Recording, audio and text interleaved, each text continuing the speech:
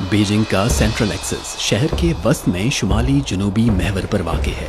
इसकी तारीख 700 साल पर मुहित है और इस एक्सिस पर कई मशहूर कदीम मकामात भी मौजूद हैं। तो चलिए आज हम आपको बीजिंग के इस जादुई सेंट्रल एक्सिस की सैर कराते हैं।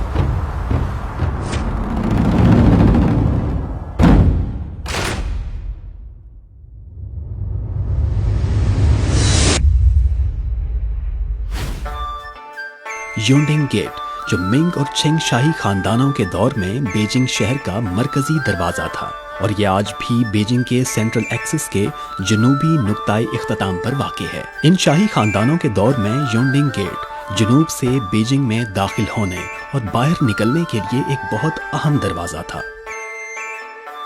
योंडिंग गेट से गुजरने के बाद आप चियानमेन स्ट्रीट पर आएंगे। मिंग और चिंग शाही खानदानों के दौर में यहाँ बीजिंग की एक इंतहाई पुररौनक मार्केट हुआ करती थी, जिसकी चहल पहल आज भी कायम है।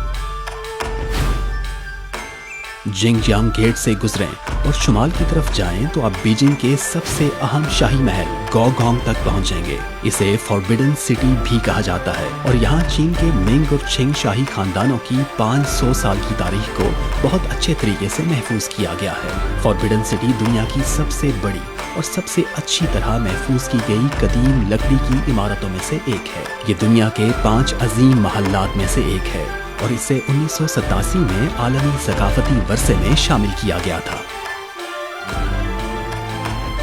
गोगोंग के शुमाल में जिंगशान पार्क, हुहाई हुतोंग और बेल एंड ड्रम टावर है। ये कदीम इमारतें और कदीम तहजीब आज भी कायम है।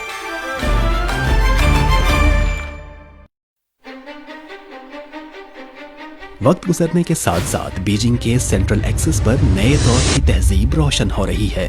बीजिंग ओलंपिक गेम्स के इनेकाद के लिए सेंट्रल एक्सिस को एक बार फिर शुमाल की तरफ बढ़ा दिया गया और इसमें ओलंपिक पार्क का इजाफा किया गया। नेशनल स्टेडियम और नेशनल एक्वेटिक सेंटर जैसे शानदार मकामात नए दौर में कदीम और शानदार तहजीब को जारी रखे हुए हैं।